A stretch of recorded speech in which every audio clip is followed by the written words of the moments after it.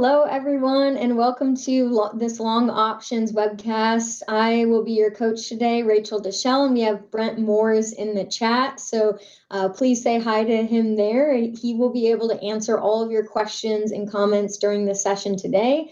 Today, we are going to cover using a tool called ThinkBack to backtest various options trades and show the importance of strike selection and expiration date selection. So before we get started today, let's dive into some disclosures. So first, options carry a high level risk and are not suitable for all investors. We have certain requirements that must be met to trade options through Schwab. All the information we're going to cover today is for general informational purposes only, should not be considered a recommendation or advice. Schwab doesn't recommend the use of just technical analysis as a sole means of investment research. And we're going to use the paper money application today. It's for educational purposes only. There's quite a few differences between paper and live trading. So make sure you know the differences there. And let's dive into a little bit of the agenda. So we're going to go through an announcement today of some upcoming events.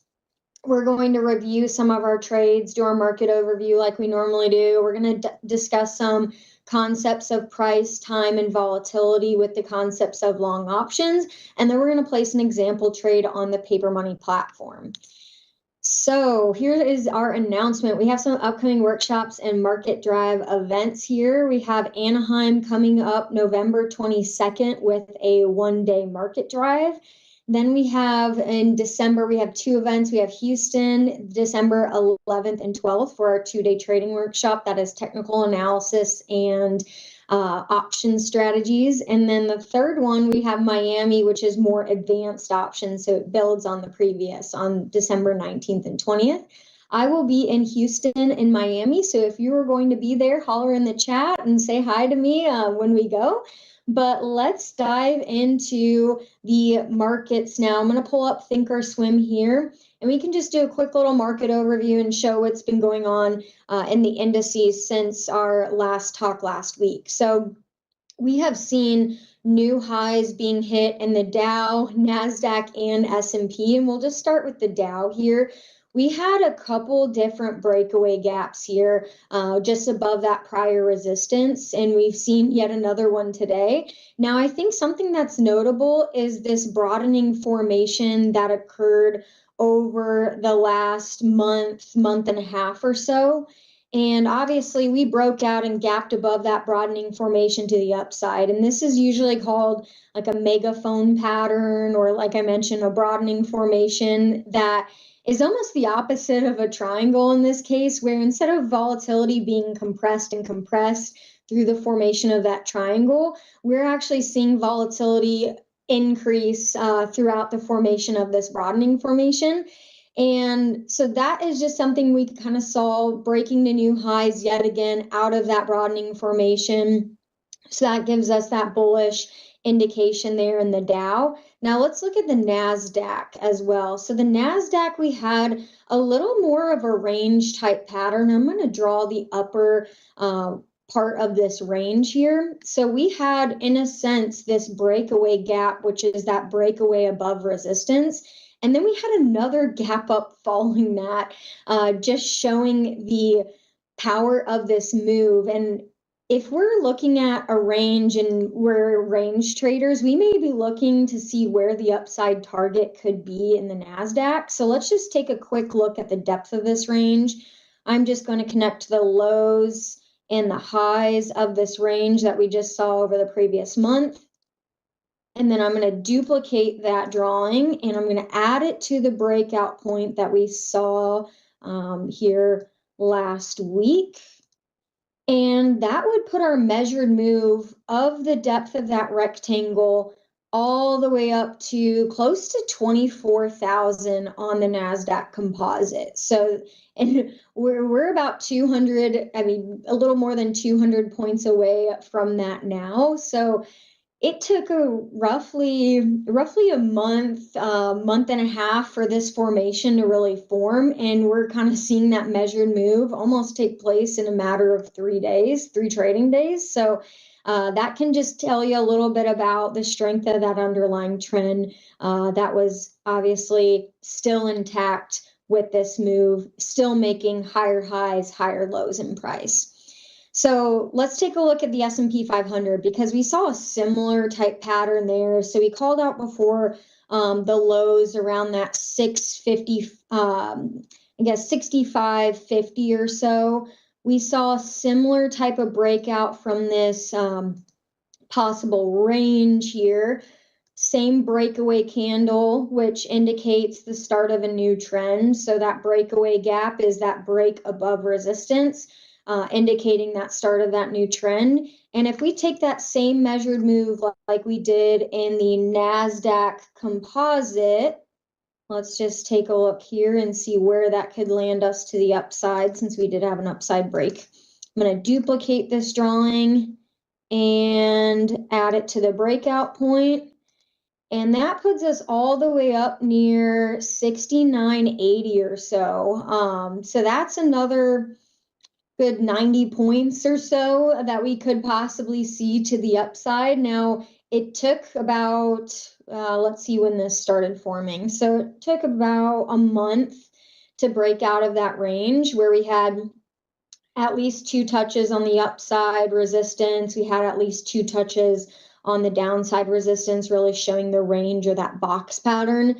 And then since it took about a month, it may take about a month to reach there. However, we have made quite a bit of headway in the last few days. So that's kind of something that traders may be watching there to the upside.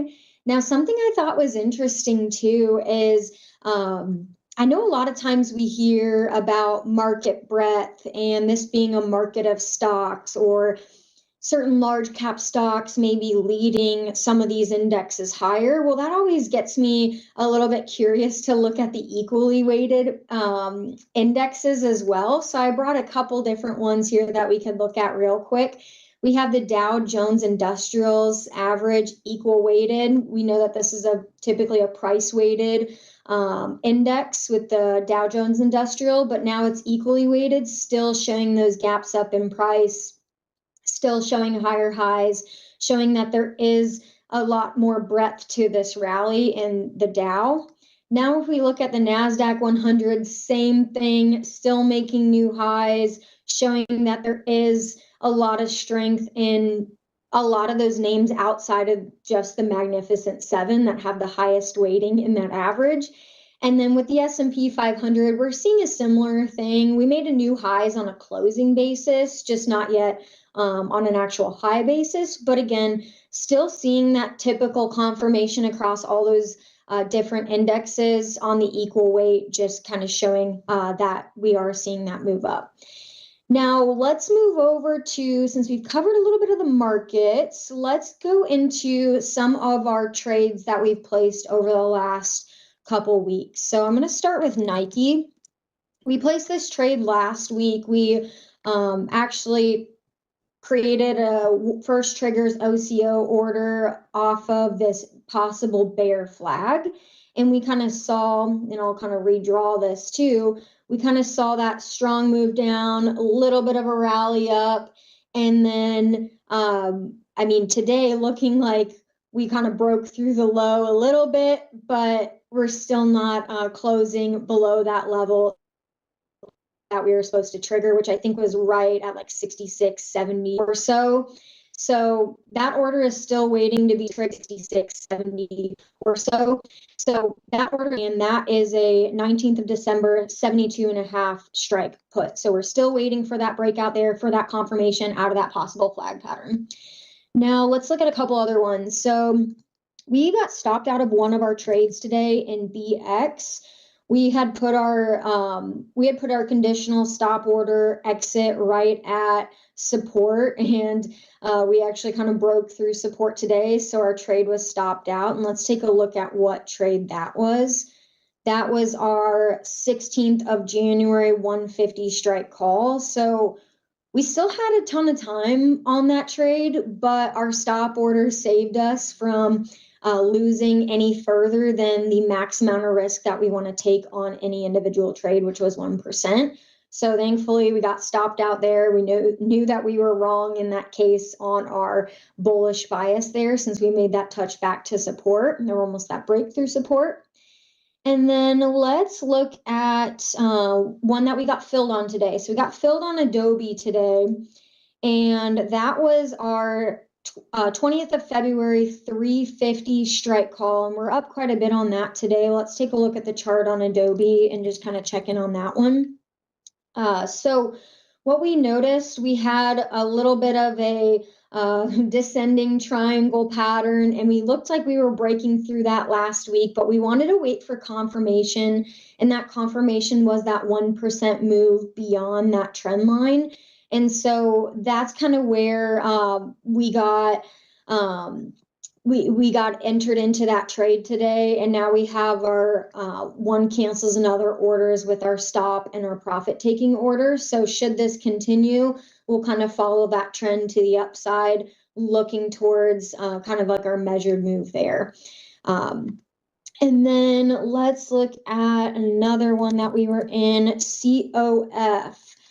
So Capital One Financial, and let's check the trade on this one. So we were long in 19th of December, 210 strike call. I moved up our stop a little bit on that last week just because it was moving in our direction quite a bit. So I moved up our stop to around $11 on the option. And we can just see here, we took this trade when we had a hold. We had another touch back down to support. We didn't get quite stopped out. And then we've had that move higher to the top of that range. Now, if we should get there without pushing through, that could create almost like a triple top type pattern that we may see there. But again, we have our stop that's still in place, a tighter stop now, and then we have our upside target still there on Capital One Financial.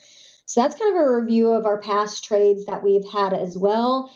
And I do see that there was a survey dropped in the chat. So if you have time, please fill out that survey today. I would love to hear your candid feedback, comments, anything that you'd like to share with us in that survey today about this class. But let's go into the meat of the session today, which is understanding how to use the ThinkBack tool to really back test various option strategies and really take a look at the importance of what strike selection really means, how to select an expiration date, and how those factors are going to affect the profitability of our options. So the first example that I want to use is looking back in time at Tesla, and I'm actually going to put a 20-period simple moving average here, and we're just going to look at kind of like a live example. Excuse me. So if we look at Tesla, we can obviously see, just kind of looking at the last few months of price action, we had a little bit of a basing pattern here, or like a bowl-shaped pattern here, where we had a couple run-ups towards resistance, and then we had that strong breakout of resistance there. So let's just say we initially took this trade when we broke through the cup, the upside cup, or broke through that upside resistance of Tesla, because it almost looks like it could have been an ascending triangle as well in this case. So let me draw this here. So let's just say we would have bought a long call when it had its initial breakthrough. And then let's just say we rode this trend all the way up, and we wanted our exit price to be right up here when we had this bearish engulfing candlestick that broke through and closed below the 20-day moving average.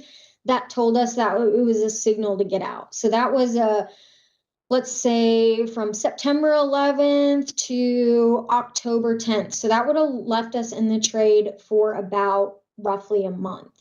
So let's just kind of put an example trade on that using different strikes with the same expiration date and really see kind of where that leads us as far as our profitability. So I'm going to look at the Analyze tab and go into ThinkBack. So you just went to Analyze, ThinkBack there. And this tool actually goes back up to 10 years in time.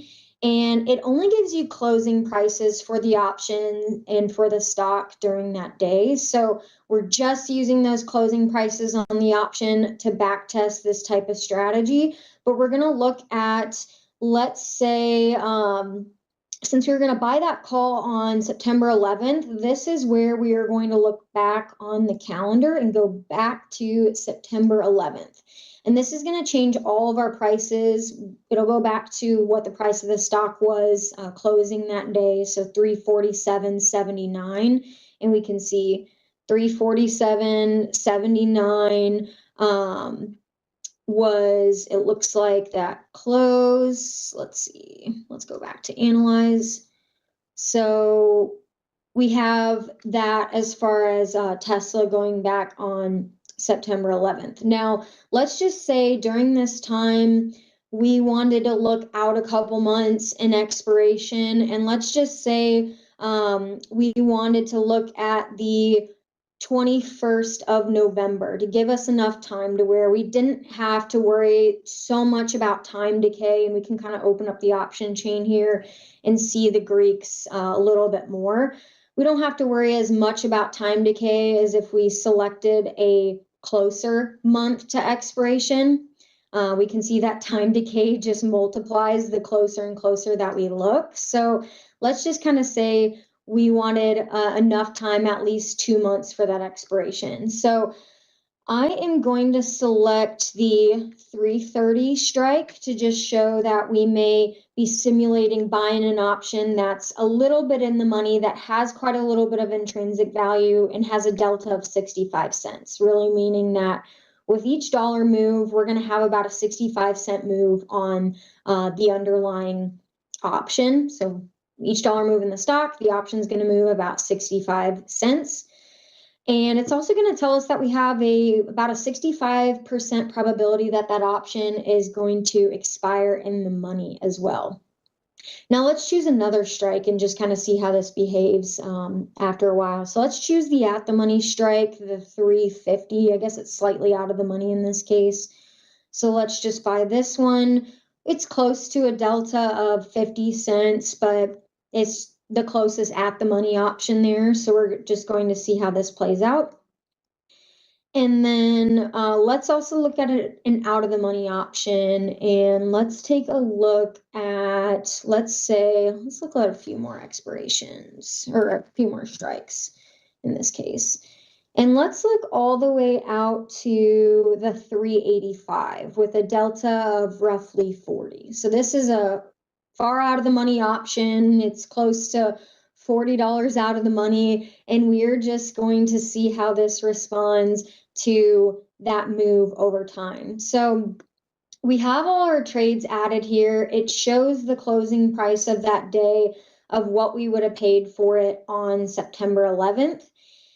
Now, we can go forward in time on the date that we decided we wanted to close out the option to take that trend trade, look for a close below that 20-period simple moving average. And that was on October 10th that we saw. So all I'm going to do is take this P&L date, or profit and loss date, and move it forward to October 10th. And it is going to show me on the right-hand side just what the new delta is, what the new theta is of that option, and then also what our profit and loss is on that option overall as well. And what you can do if you want to actually, because I know this only shows dollar amount gain, and obviously the in the money option, the deepest in the money option with the highest delta, because that delta was getting larger and larger as that option moved more and more in the money, you're obviously going to have a larger dollar value gain there, which explains that close to $7,000 profit in that one trade. Now, if we look to the outside of that, we're going to look at our out of the money option at 385. And that gives us a $4,500 gain in that option. But the thing to note here, if we actually kind of take this and go forward in time and look at what the prices of the options actually were on the closing date of October 10th, let's take a look here and see. And this will give us some of the closing prices, and I'll have to look at a few more strikes for us to kind of show where ours were. Actually, we're gonna have to go larger than that. Okay. So if we just compare this price, which is that closing price of the option on that day, where we took that 3:30 call, divide it by that price that we entered into the trade, that would have given us a 260% gain. Now, if we do that again for the 350 strike call, so that was our at the money option. We take that closing price of that option and we compare it to, we divide it by the price of our entry, which was 32.75. That would have given us an even greater percentage gain at 286%. Now, if we look one further and look at our out of the money option, which eventually moved into the money at 385, we can take 73 divided by our entry price of 20, and that tells us that we were at a 327% gain. So what that kind of shows us is if we are selecting a strike and we are just looking for a certain dollar percentage gain, and that's kind of how we are crafting our option strategy and placing our exit prices, we would kind of look towards the in the money option there because that would give us the greatest dollar value gain in this case. Mostly percentage gains, and you're placing your orders based off of that. You're definitely going to see a larger percentage gain in that out of the money option than you would see with the in the money option there. So that's just kind of showing you how delta and the different strike selection can possibly work depending on what you're looking for, whether it's dollar value gain, percentage gain, and depends on how you're crafting that order. Now let's take a look at another example, and I'm going to look at Rigetti. So RGTI, I'm going to use this as an example, and I'm actually going to look a little bit back in time with Rigetti and looking at just around this time of earnings. So I'm going to add the implied volatility study here so we can just take a look at implied volatility. And then I also want to also look at just because we know that implied volatility was kind of barely changed throughout this time period, but I want to look at maybe buying a call when we were at this high right here in price. So I'm going to draw this here because we have a little bit of resistance here. So a little bit of a range pattern taking place on Rigetti here during this time period. And then, so I may want to buy a call when I see a break of resistance there, since we kind of saw it make a higher high and higher low there in that case during that time, not knowing all of this that was going to take place next. And then maybe let's go for selling on the 12th of September when this breaks through yet again that same level of resistance. So price is a little bit higher than it was during that time, but during this time period, implied volatility was pretty low after earnings, and the price of this stock kind of dwindled a little bit, ran back up to resistance, dwindled a little bit, and then ran and broke through resistance there. So traded in a bit of a range. So let's just kind of see how our different expiration dates may respond in this type of scenario for that same strike of the option. So I'm going to go back to the Analyze tab, and I'm going to clear out these old trades. And we're looking at Rigetti here, and I said we're going to enter in on August 14th. So I'm going to go back in time to August 14th, and it's going to give me the closing prices of that time. And then we talked about selling on September 12th. So what I'm going to do is look at the at the money strike. I'm going to select an at the money strike for 17.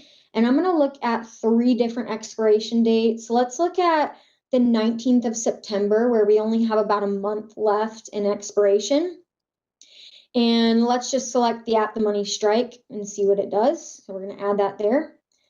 Now let's add the same strike, but let's look at 2 months out from expiration. So we see that obviously there's a lot more time value in this option. It's worth a little bit more just because we have that extra time. We have a little bit more sensitivity to volatility as well. So we're going to click on that as well. The delta is roughly the same, but you're obviously seeing a little bit of less time decay there. And then let's look one further out to the 21st of November with about 3 months till expiration. So I'm going to open that one, go to the at the money option. Obviously, that one's going to be a little bit higher in price. The delta is going to be kind of close to the same, but obviously you're going to have only a teeny bit of theta decay or time decay with each passing day there. So that option is going to be worth a little bit more just because of that time. So 3 different expiration dates, same strike. We're just going to see how this responds to that stock kind of trading in a sideways pattern during that time, during that month of time. And having it be after earnings, volatility was still pretty low, so it was a good time to be buying options. Let's just kind of see how selecting a different expiration date will actually respond in our profitability. So what I'm going to do is take this profit and loss date to go forward in time to, what did we say? It was September 12th where we had that resistance breakout. So we're going to go to September 12th there. So while the price of the stock was a little bit higher, implied volatility did nothing. We lost on our option because of a few different things. So one of them being our delta got a little bit smaller through time. So our delta sensitivity kind of shrunk during this time period. Even though the price of the stock went up, it moved a little bit more in the money. Our delta actually got a little bit smaller on each of these options because that's what it was kind of doing closer to expiration. So we had less and less sensitivity to the moves in the underlying stock. But then where we kind of lost the most was in time decay. So we can see here our earliest expiration date where we had about let's say where were we at? We were about a month out from expiration. We had about $131 loss. And so that just shows how the passage of time can affect our option because we lost so much time value during that time. So let's go back even here and just kind of look at the options on this side. So let's go forward to September 12th. So that would be with 7 days left till expiration, and our theta decay would be greater at 6 cents. So with each passing day, we were losing 6 cents in time, and that time decay was only going to get greater and greater the closer that we get to expiration. And you'll see how it gets even higher just in that matter of 7 days that we have there, because this would show this Friday here with, triple, quadruple the amount of time decay that we just saw in our options. So that just shows, even though the price of the stock could be higher after it traded in a range for a little bit, implied volatility was unchanged. We had a larger loss on our closer to the expiration date, our shorter time dated option, because of all the time decay that we lost. We're obviously going to have the smallest amount of time decay on our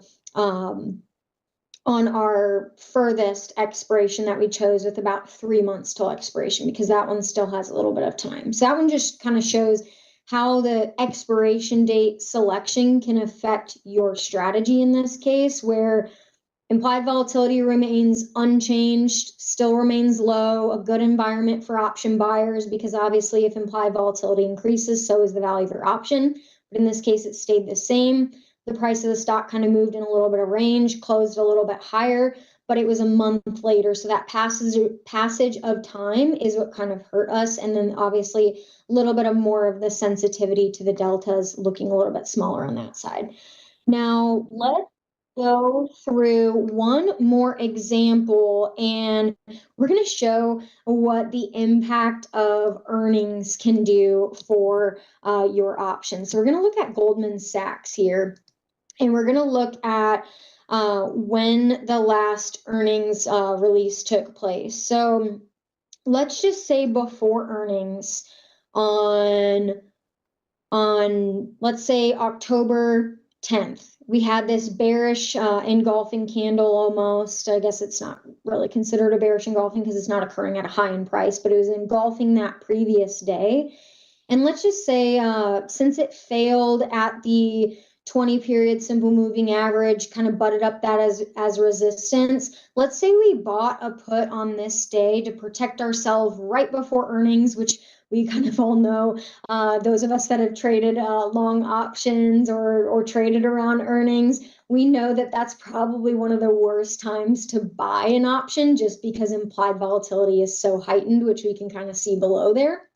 And let's just say we rode that put trade, that bearish trade, all the way down to, let's say, 1022. So when we had this low, closing low in price, and when implied volatility was a little bit lower. So let's just kind of see what that looks like on the ThinkBack tool as we are crafting our option strategy there, just to kind of see how implied volatility is going to impact our options. So we talked about our entry date. We're going to change this, and we are going to buy that put on October 10th, a couple days before earnings. And let's just go with the 19th of December. We're going to give ourselves about 2 months in time. And we are going to look at the various strike prices here. Let's select, kind of like the first one, let's select an in the money option with a larger delta of roughly 70 at the 735 strike. We're going to select that one as our example. Then let's select an at the money option right at 780 in this case. We'll select that one for our example. And then let's select an out of the money option all the way out at the 830 with about a 35% delta. So that's going to be our cheapest option to buy in that case. And let's just say we're going to look forward in time, less than 2 weeks in time. So we're not going to have too much of an impact, obviously, on the passage of time for these options. One, because we selected an expiration date that's 2 months out. And two, because we're only holding the trade for less than 2 weeks. So let's go forward in time to October 22nd, because that was the day that we said we were going to close that option on that low. And we can actually see, even though the price of the stock went down further, because it was, what was it, 780 when we initially purchased that option. We go forward in time, and let's take a look at what the price of the option, or what the price of the stock was during the day that we exited. So it was roughly $20 lower in that case. I just adjusted this to kind of show that new closing price. So with a passage of less than 2 weeks, so about a week and a half in time, and with a $20 move to the downside, so we were right on the direction of our trade. Not a lot of time had passed, but look at our losses on this option. We were right in the direction. We weren't subject to time decay, and this is showing the impact of what implied volatility can do to your option. And this is typically why option buyers do not buy options before these earnings events. And I saw a question in the chat, and you said, want to be rich quick, says buying calls or buying puts. We were buying puts because we mentioned we wanted to buy right before earnings when we saw kind of this on the 10th, when we saw this kind of resistance touched the 20-day. We saw that resistance touch to the 20-day moving average, and then we rode this trend all the way down to these lows in price about 12 days later. So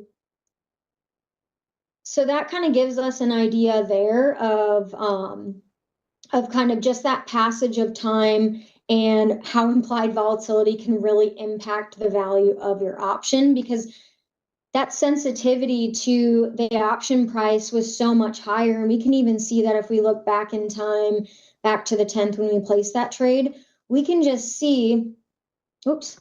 Oh, and you guys are right. Sorry. I added calls.